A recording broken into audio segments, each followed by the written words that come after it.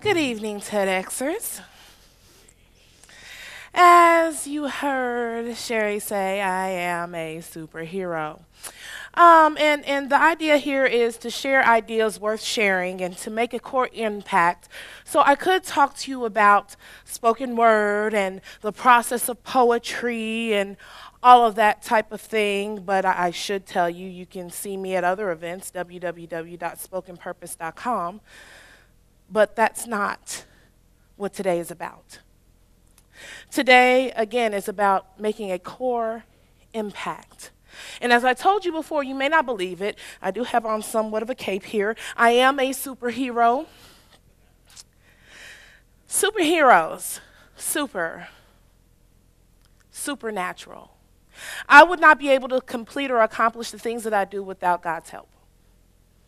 That is my superpower. In order to be a superhero, you have to recognize your super strengths and apply them to everyday situations. Superheroes are not born, they're made. Superheroes are made by a group of influence of a group of influential people who surround them in everyday life. Now, I will tell you about a few of my own superheroes. So, picture me in pigtails.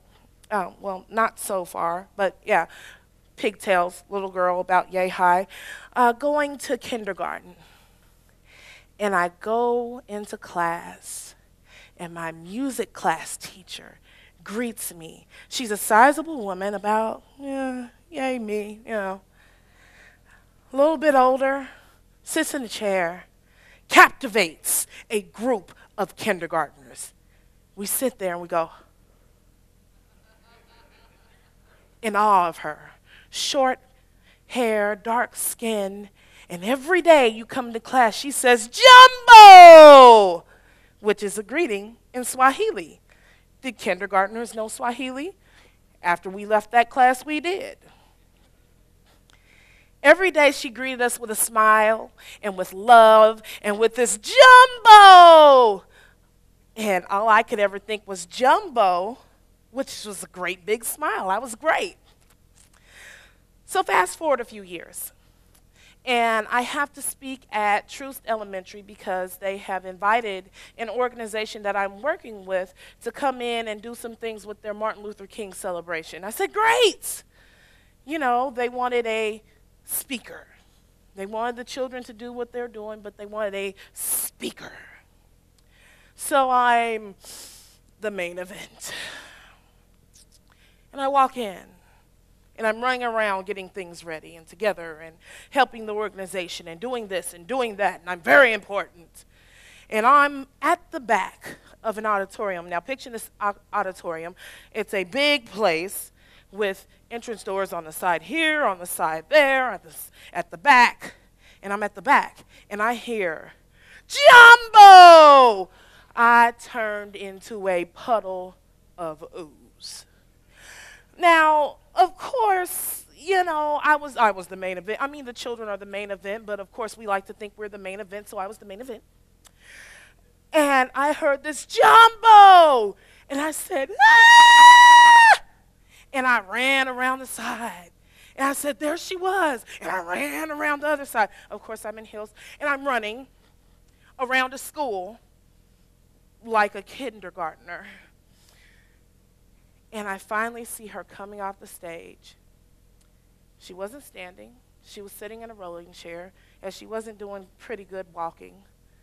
And I went up to her and I said, that is the real Miss Counts. As if I was like, that's the real Justin Bieber. I said, that is the real Miss Counts. And she took my superstar flattery in stride and said, yes, it is me. How can you be so calm when you're all of you? But she took it in stride and actually recognized my face. Oh, after ooze, I had evaporated after that. She recognized my face from kindergarten. Oh! She was a superhero. I came to school every day in expectation, ready to learn, ready for education with my mouth and my ears open, with my mind ready to receive what she had to give me. How many superheroes of education do we have? How many that made you really thirst and want to learn? Now today, the only part of Swahili I remember is Jambo. But I learned a lot as a kindergartner, and as a first grader, and as a second grader, and as a third grader, and so on and so forth, until I turned 30 and saw her again and heard her say Jambo with a row of kindergartners teaching them also Swahili. Then there was another superhero, which I have a life filled with many superheroes, or else I wouldn't be as great as I am. So, this other superhero, I started going to Sheffield Family and Life Center as my church home when I was about 14. By the time I was 15, I had started to be a bus pastor. Yes, I rule. I run things and I do stuff. What does it mean to be a bus pastor? I don't know. I just have a title, right? Great. So, there was a man on the bus who was the bus pastor, and he was an adult, and his name was Mike. Mike was tall. Mike was real skinny. Mike would greet you with a smile every time you got on that bus, pray for you, say, how are you doing, Sheri? Greeted everybody by first name, even if he had met them only once. And he taught me this job of bus pastoring, because at this time, they had big yellow buses to go out around the whole city to go pick up kids from everywhere for Wednesday night service. And Wednesday night service was big, huge. They, of course, needed someone on the bus to keep order, especially dropping these children off in the dark of night. Enter bus pastor. Oh, by 15, honey, I was running things. Oh, it didn't matter. It didn't matter. You could be 17, 18, 19, or even 20. I'm going to check you, and you're going to sit down, and you're going to act right on this bus. And when we pray, you're going to pray, and you're going to bow your head. And when we get up in the sanctuary, oh, I was mom. I was mom. I was authoritative. Don't mess with me. However, Mike wasn't as harsh. He didn't have to do all that. And I was constantly in awe of him. He would just step in the room and smile. And it wasn't one of those, no, it was genuine every time. He would be there, rain, sleet, sun, or snow, as a volunteer. From the time I was 14 till I was 22 and after, he was still there for free every Wednesday and driving the bus on Sundays. He taught me dedication, commitment, and also, in order to be in charge, you don't always have to yell the loudest. Superhero. Made a leader out of me in some aspects. Fast forward some years. I'm in Price Chopper, picking up stuff, doing what I do. I'm a great cook, need some seasonings. Walk in there, britches all pulled up, here to do the business, and see Mike. Ah! I screamed as if Lil Wayne was right there. Everybody turned around like, where is he? Where is he? It's just the cashier. Yes, it's the cashier. Y'all back up. Y'all don't know him. This is Mike. This is my bus pastor. Y'all back up. And he turned around and greeted me by name, Sheri. And we hugged.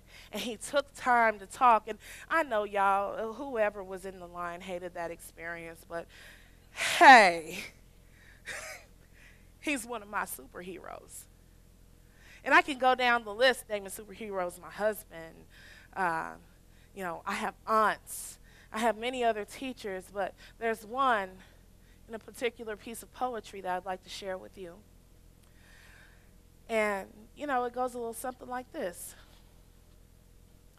Many poems start with rhythmical rhyming free verses, line for line, tight structure, imagination, and word bending. But this poem This poem is a poem of my personal flight of fancy, a poem where reality knows its boundaries and knows better than to cause itself embarrassment by attempting to shut me down. In this poem, reality knows better than to try to box me in, and maybe to someone, this poem means nothing, but has been in me since I was a child, tying the bathroom tile around my neck, pretending to be a caped crusader, running through the cracked concrete on hot, sweaty days, jumping off the jungle gym, scraping my knees, jumping to my feet, crying, running home, bleeding. This poem is blood, sweat, and tears, so I could care less if anyone else ever identifies. This poem is for me.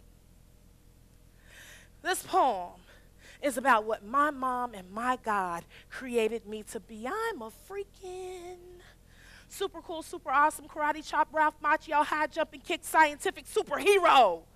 Because my mama is a freaking Christy Love Afro, Action Jackson with the black fist at the end of the pick, anti-disestablishmentarianist X-Men superhero. At the sound of a crying child, she could leap a playground slide in a single bound. With her super strength, she could braid your eyebrow, connect it around to your hairline, back around to your nose hairs, deliver a swift spanking, and watch Young and the Restless all at the same time. With her superpowers of mental persuasion, she could make me believe that we were rich. No, really. In fact, these powers of mental persuasion were so strong that sometimes even she forgot we were broke. We wore the finest linens because my mother could sew.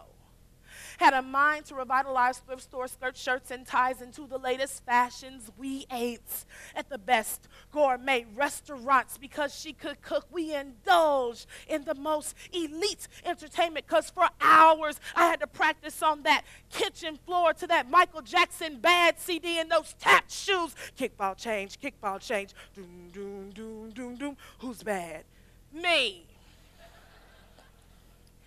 I had the best dollar store China kitchen dishes to play kitchen with, secondhand roller skates, my Julie talking doll, and my Teddy rug spin, strawberry shortcake, room decor, pink carpet on the floor, and I was boss in my high water jeans.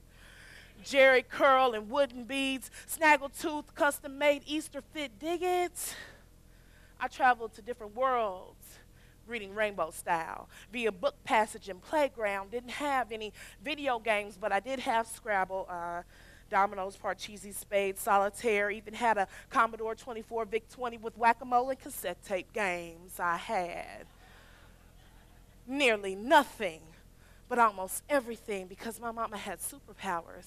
I had nearly nothing, but almost everything because my mama had superpowers. She could make things appear without money. Get toilet paper and food with no ends because she always helped others, so she had resources and friends. No 5-finger discount on the law. My mother did not bend, always kept it honest, never reneged on a promise, but there was one thing that her superpowers could not do, and that was to hide the kryptonite truth. And even though she didn't want to cry in front of me, I knew she still had vulnerabilities, and even though she didn't disclose all of her past and memories, I knew she still had dreams unachieved. So when I grew up, I vowed that I was going to be just like her, a superhero. I was going to tie the bathroom towel around my neck, reaching in with my super intuitive spirit, X-ray vision, and correct her self-esteem. That she may regard herself as a queen, quit settling for the court jester and hold out for the king. And with my superpower of healing, I was going to secure her mind, revive God's original design, and let her know it's okay to trust. And it's all right to let a man take the lead. You ain't got to be independent all the time. And with my super restoration trust snipe rocket, I was going to restore everything that those childhood demons took. I was going to snipe them out, the ones that had her running home from school, the ones that had her to become a superhero in law enforcement blue. And even now, some people don't even know why she had the desire to save damsels and put out fires. But now that I have superpowers, there are certain things I wouldn't do. I wouldn't hurry up and buy her a brand new lack. I would leave her with her Ford LTD and Pontiac. I wouldn't hurry up and trade out my consignment store clothes and dollar store dishes because lack is where imagination is cultivated, and I made all my best wishes. And this wish has been in me since I was a child when she was there. And I played using my imagination, and we had nothing. And I tied the bathroom towel around my neck, pretending to be a caped crusader, running through the cracked concrete on hot, sweaty days, jumping off the jungle gym, scraping my knees, jumping to my feet, crying, running home, bleeding when she would wipe the sweat mixed with tears from my face and bandage my bloody wounds. This poem is blood, sweat, and tears, so I could care less if anyone ever identifies this poem, recognizes a parent who realized it was more than what she could give, but about all that we had, and we had so much more than what could be held in hands. This poem is for her. And now I, as a grown woman, know that Ninja Turtles run through our sewers. And Captain Planet is a real person, y'all, and he's saving our ozone. Because she made me believe in superheroes. My superhero just happens to be her. So you think of yourself and recognize that you're also a superhero to somebody, and keep being as great as you are. Thank you.